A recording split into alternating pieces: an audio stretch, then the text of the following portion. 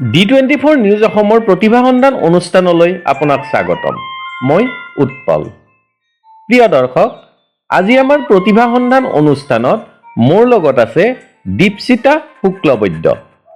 গোলাঘাটৰ বিবেকানন্দ কেন্দ্ৰীয় বিদ্যালয়ত অধ্যয়নৰত কৃষ্ণনগৰৰ বাসিন্দা দীপশিতা।